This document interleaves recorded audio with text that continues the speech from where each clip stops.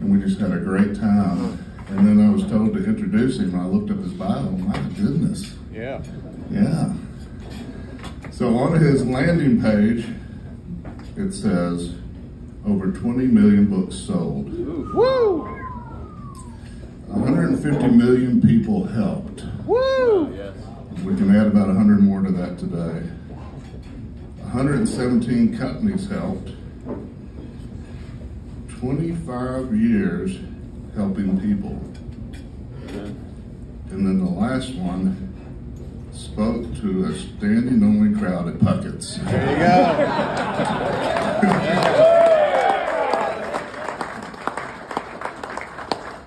Listen, I know a lot of you know Henry by his bio, by how he's helped you in the books that you've read.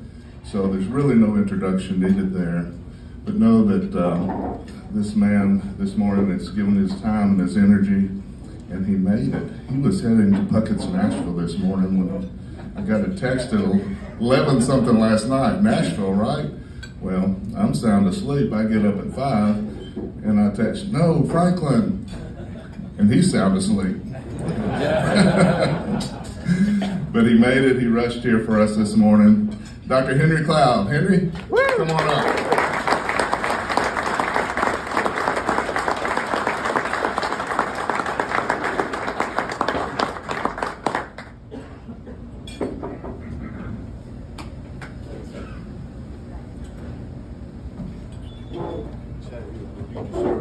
Morning, guys. Morning.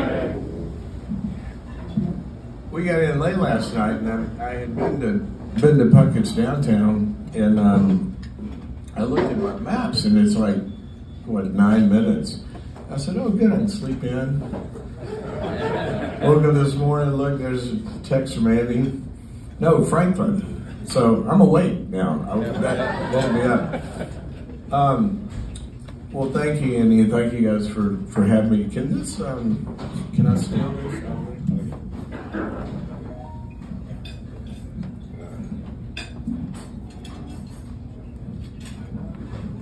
Wow. There you go. There we go. Got delivered from bondage. So we don't have a countdown clock. I'll try to make this quick. So let's close in prayer. You know, when I was a kid, my dad used to take me to the Tuesday morning, I think they call it the men's Bible class breakfast. And I walked in this morning and I felt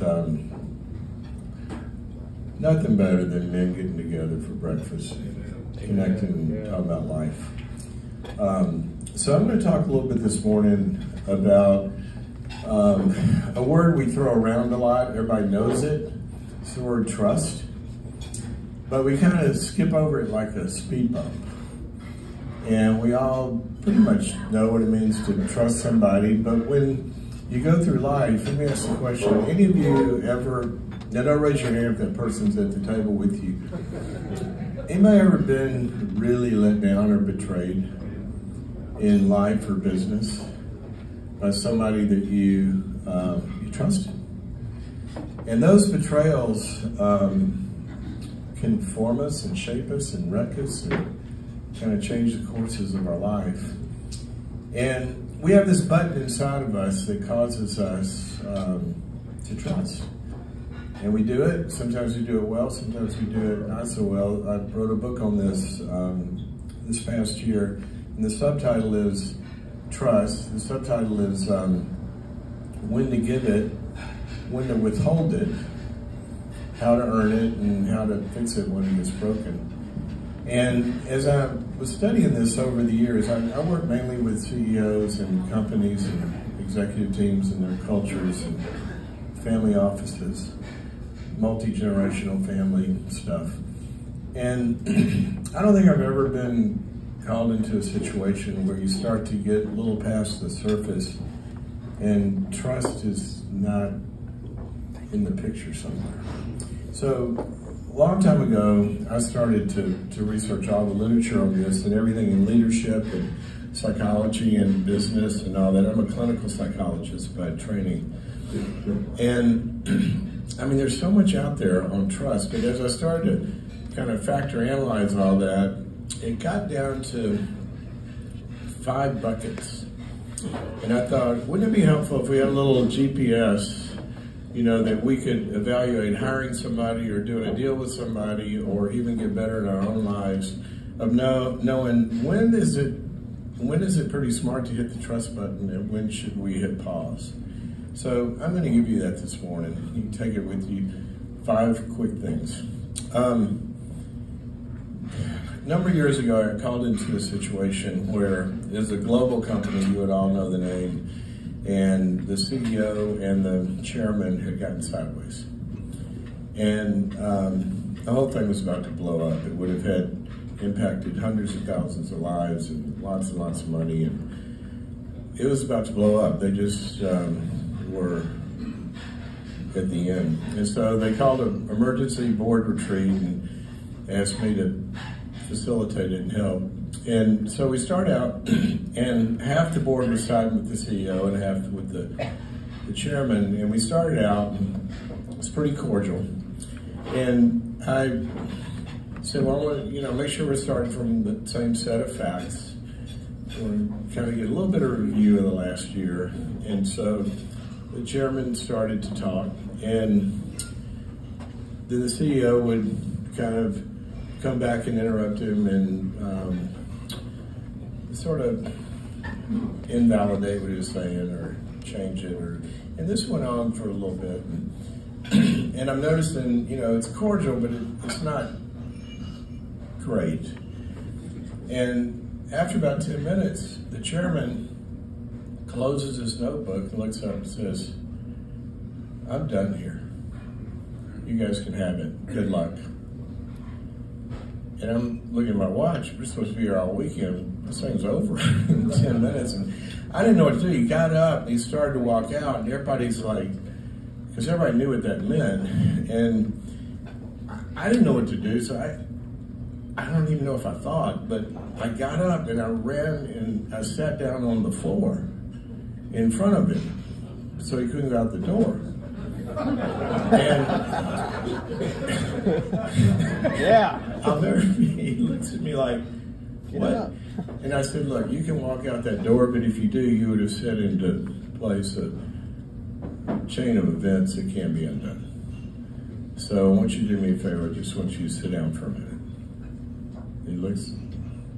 So I guess when a crazy person asks you to do something, you do it. So this chairman sits down on the floor, and I said, I want to ask you a question. What's it like for you when he does what he just did? And he looks at me, he says, all right, I'll tell you. He started talking, and then his chin starts to quiver. And there was a lot of pain there. He can kind of barely get the words out. And he's trying to talk, and I just feel, you know, a few words here and there, trying to explain it, but he's really hurting. Well, I noticed movement over here, and the CEO had gotten up, and he was walking over. And he sat down on the floor. He reached out, and he puts his arm on the chairman's shoulder, and he said, I never knew I made you feel that way. That's the last thing I would ever want to do. I am so sorry. And the guy looks up at him and kind of, and I could tell something was happening, so I asked the board to leave. We talked for about an hour and a half. And then the 2 men went out and said, okay, you guys can come back in. I think we can go forward. Well, it took about another year of a lot of work, but they had a pretty good 15-year run after that. And that gets us to kind of the first element of trust. When you look at the algorithm, I said there's 5 of these. I'm going to have to race through them, I'm sorry. But the first one is we trust someone when we feel like they understand us. Understanding, and you know, as leaders and guys, you know, we think we understand somebody when we understand them. But remember the sentence, bless you. Thank you. You're welcome, I understand. we understand somebody not when we understand them, but when they understand that we understand. Yes. And, the Bible is very clear about there's so much neuroscience around this. You're wired, your whole system neurologically, starting with mirror neurons at birth. You have, a baby looks up and mom, and they're upset, and she responds. And the mirror neurons tell me the number one question that every human's asking 24/7 before anything else, and that is, am I safe? And they feel that through attunement and somebody really listening, and they start to open up. And we're wired this way. It goes from the womb to the tomb. And this thing about understanding, it begins to, especially guys, we do this. We think we understand, and we start to persuade people to trust us, talk them into the deal, tell them why our idea, on a team is the way to go. And we're persuasive, but nobody's listening until they feel like you get them. And we try to get them to get us by having them understand us. But the way the algorithm works inside of a person is they've got to feel like you really know what matters to them.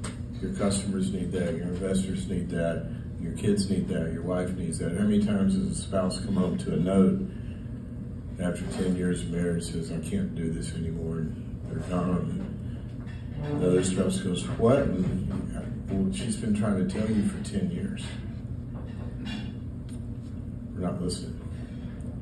So that's the first one. A few years ago, I fell out on Santa Monica Pier. We just moved here from Los Angeles. Yeah, I'm one of those, sorry. I'm from the South, if that helps. If I look 14% richer. Welcome. Some of you get that. Yeah.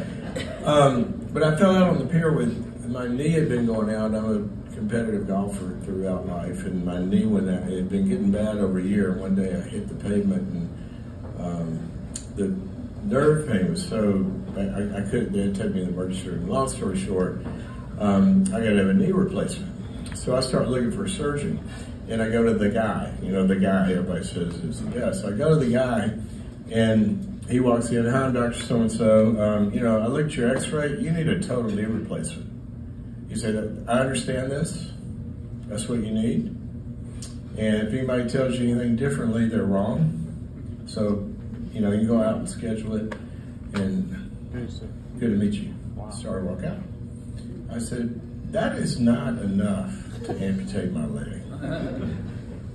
It just didn't feel, and he's the guy, he understood, but I didn't feel like he understood me. So a friend of mine refers me to another guy, and he calls me, and he said, so I looked at your MRI. He said, how are you walking around? I said, well, I'm not. I've been in a wheelchair for a month. And he said, well, tell me about the pain. When did it start? How does it radiate? How long has it been? And he was just talking to, all of a sudden I'm feeling different.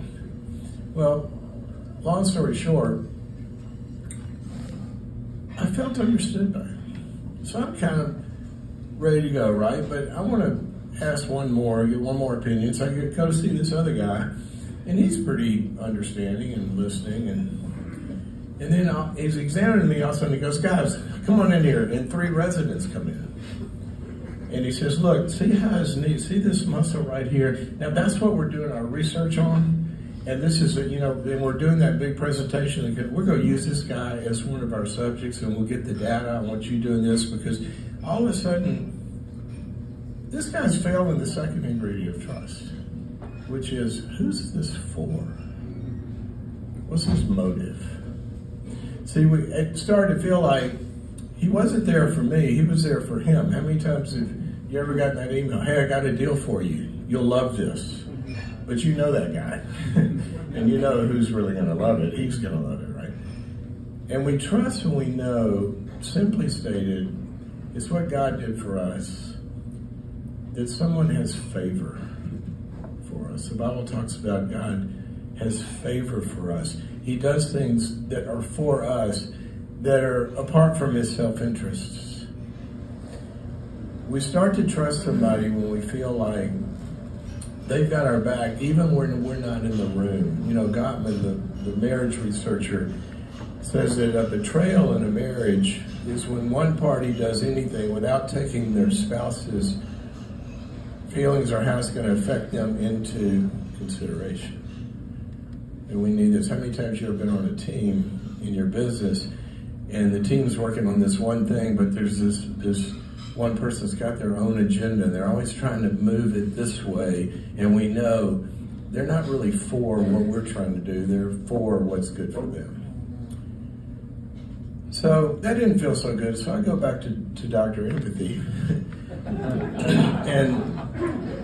And I call him, I said, yeah, I'm thinking about doing this. He said, yeah, man. I said, I read about you, and I got to get you back on the golf course. You got a lot of years left, and you got 2 daughters that are in their, 20? You said 20, 30. Yo, man, we got to get you trained. You're going to have grandkids. You want to be romping. Also, he's talking about my life, and I'm thinking, okay, I'm ready. You So now I'm going to sign up with him, right?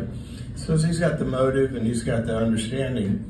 And then, but what if that guy has said at this point, I'm feeling all, taken care of, and all of a sudden he goes, I can't wait to do your knee because I'm an OB-GYN. I've never done one of these. Now, I'm looking for a little different area of the body to know something about, which gets us to the third one. This person may understand me, they may be for me, but do they have the ability to pull off what I'm entrusting to them in this context? Yeah, right. How many times you've seen best friends, they love each other, trust each other with life, they say, we have so much fun, our wives love each other, let's go into business together, let's open up a business. Trust that guy with your life until 6 months later, you realize he didn't know schmutz about running a business. I trusted him with my life and everywhere, but this is the wrong context to trust. A friend of mine called me. He said, my daughter's boyfriend called and wants to take me to dinner. He said, I know what that means. This kid's never bought dinner for me. He's going to ask for a hand in marriage. He said, what do you do at that dinner? How do you conduct that conversation? I said, well, I got 2 daughters. I know what I'm going to do. He said, what? I said, I'm going to tell him to show up with his last 2 years' tax returns. And he laughed. He said, yeah, right. I said, I am dead serious. He said, you'd never do it. I said, of course I'm going to do it. He said, that's so intrusive. I said, look, he can white out the numbers. I don't care what the numbers are on the tax return. I just want to know if he can find them. Do they exist? So because the job description of a husband is way different than the job description of a boyfriend. There's a context here. And he might be caring and have good motives, but my daughter's going to join her life to this guy. I want to know if he's got the ability to do life. So this thing, it's like I got called to a company one time that they had a new CEO in the past year, and things weren't going great, morale was down, they weren't really getting the movement they needed, and do all the interviews, and I come back and I said to the chairman, he's been the CEO a year? And they said, yeah. I said, how did he get to be the CEO? He said, well, he was our COO, and he was awesome for 10 years. We did, distribution channels and supply chains and infrastructure is incredible. So our CEO retired and we made him CEO. He was the COO. I said, where did he get the E? He said, we promoted him. I said, I know you put him in the chair, but where did he get the E? The chip for the CEO, not the OO, because I'm looking at this company and it's being operated, it's not being led. See, there's a context. My daughter, any of you, have you raised teenagers? When Olivia got her permit, remember that day? Because we had driven golf carts and parking lots and all that. But we get out there on the real street the first day, and she goes down to the first, and I'm freaking out, by the way, just sitting in the wrong chair. That's what drugs are for. It's for that bad. And we go down the first stop sign. She doesn't really stop. She kind of goes, I said, Olivia, you didn't stop. You didn't come to a complete stop. She said, Dad, I know how to drive. I said, Olivia, pull over. And she kind of growls and pulls over. Let me tell you when you know how to drive. It's when I can sit over here and not fear for my life. That's how you know that you know. And that's what we need to feel and trust. Somebody can pull this off. So let's say I do my research, and I did, and the surgeon was president of the American Association of Joint Replacement Surgeons, and he's got a lab with the PGA Tour on knees and golfers, and I go, okay, he's competent, right?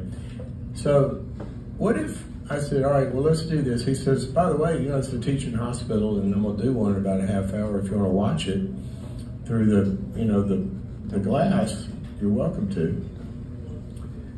I thought for a second, I said, there's no way in hell I'm watching that. Not before I go do it, I'd never do it. Good call. So anyway, I didn't do it, but what if I had, and we'd gone in there, and, or he'd gone in there, and I'm watching him, and all of a sudden he saw this guy's leg in half, and then starts bleeding, and he goes, oh no, he's bleeding, the guy's bleeding, somebody do something fast, the patient's bleeding. I want somebody with a little cooler head under pressure. Number 4, what's their character makeup? Somebody have all the talent in the world, and this, that, and the other. But what if they're a little hot-headed? You got to send them in a situation that's going to require something really different than that. What if they're kind of codependent? Everybody know what a codependent is? An enabler? Somebody, right before they die, somebody else's life flashes before their eyes. And I always help everybody. One time, this team sent this guy out to get him out of this long-term lease in a big warehouse, and so we got to end this. And he comes back and I said, "You get us out of it?" He said, "No. In fact, I extended it, and we're going to make them a loan." And literally, and they're going, "What? We sent you to break up, and you got married." He said, "Well, they've been having a hard time. They need a little help." And I had a brother-in-law who was a Navy SEAL. We lost him in Iraq in 2008, but Mark was talking about these guys are glued together in a way that it's just indescribable. I'd say, "Mark, tell me a story." He'd come back from deployment. "Yeah, we jumped out of a plane 40,000 feet, went through the oxygen level, full scuba gear, went down the bottom of the ocean, took a little nap because we had been up. And then we 6 of us boarded one of Saddam's ships or somebody and took it down, turned around, took it to the UN, there, had breakfast." Another day. I jumped out of an airplane once and it didn't go like that. But if the bad guys are coming after me, I want Mark. Not only because of his competencies, because he's how he's glued together. His makeup. Now, my dog died. I ain't calling Mark. He was the least, I did their wedding, he and my sister-in-law, and they both flunked the sympathy scale. I'm going, who's going to be nice in this marriage? That's kind of great marriage, but they were tough. Again, my dog dies, I'm not calling Mark. He'll say, well, let's go shoot another one. You won't feel as bad. I want somebody in that context that's got a little compassion, right? You send somebody, hire them to do a turnaround project, and they need a lot of attaboys, a lot of encouragement. There's not going to be any good news for a year. You want somebody that their makeup is, they can't wait to eat a problem for breakfast. So we're going to look at context of how somebody is glued together to trust what I'm entrusting to them. So let's say Dr. Empathy, good motive, good character, and he's got the competencies and all this, so we got 4 of them checked off the list. And then he says, all right, well, let's go do this. So we walk out of the exam room, and we're walking out to schedule it, and there's a dead body lying in the hall. And we walk out there, and I stopped and I go, what, who, what? He goes, well, that's the guy I operated on yesterday. It didn't go so well, but we'll do better with yours. I don't think a day is long enough for him to get better. The fifth one is, what happened the last time? What's the track record? Now, I have devoted my life to helping people that have bad seasons or bad stuff or, turn it around. A failure, a long period of failure, doesn't mean necessarily that person's not going to be trustworthy and a stellar performer later, but the past is always the best predictor of the future. So maybe they had a lot of failures and they say they're sorry and we forgive them. They say, I'll do better. Well, forgiveness is about the past and we can wipe that out, but trust is about the future. Forgiveness is free and trust is earned. So we don't, from day one, put somebody back in that position or necessarily after a big betrayal of trust, but what we want to see is we want to see a new past getting developed, a new track record where we can see that we can gradually, because sorry is not enough. It's essential, but it's not enough to know sometimes that we can trust. This track record is a big deal. Our minds build mental maps. Every interaction somebody has with you, they're building a mental map. Okay? And so it's like you walk down, get coffee in the morning, and you know the map, and you don't even need the lights. You walk right in there, and you just go. You trust, because you know how this works. But what if your wife moved the couch? My wife has she loves to start a project at like midnight. And she's never started one of these that didn't require 4 handymen later. I mean, it just something happened. One night she was gonna hang new blinds, and we had been out. It's like 12:30 in the morning. She said, no, it won't take long. And come hold this. She said, I'll hold it and you drill it. And it slipped, and I drilled right through her thumb. We're in the emergency room till 4 in the morning. The guy goes, I'm not going to ask, but what are y'all doing with the power drill?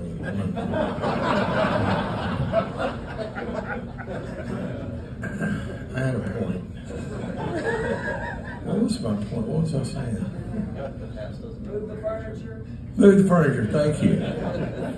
You want to tell us about her? So, all of a sudden she moves the furniture, you walk down, boom, and you trip. Well, now your map is different. What happens when somebody goes into the boss's office and with a problem, needs some help, because you did what? And goes off on them. Well, they're building a map. The next time they got a problem, I'm not going that way, I'm going to go talk to somebody else. But what about a teenager or a spouse? See, every time we're learning from each other what we can expect from each other. And that gets built through our track record, moment by moment. Now, we can all make mistakes, but that pattern is a good one.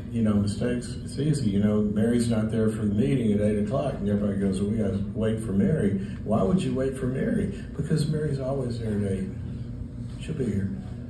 And at 5 after, when she's not, what does everybody feel? They're worried about Mary. Somebody go check on her, something's wrong. Have compassion. Now there's a mistake, something's wrong. If Joey doesn't show up at 8, you start the meeting. Because Joey's track record, he's not going to get there till 8:20 either. He thought the breakfast was downtown. This track record's big.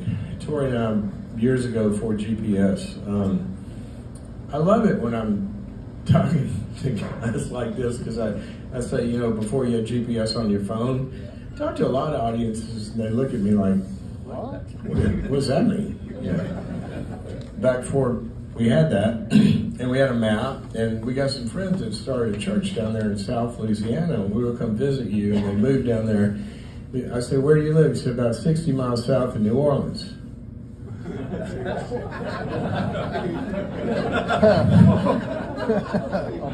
But there is actually land, sort of.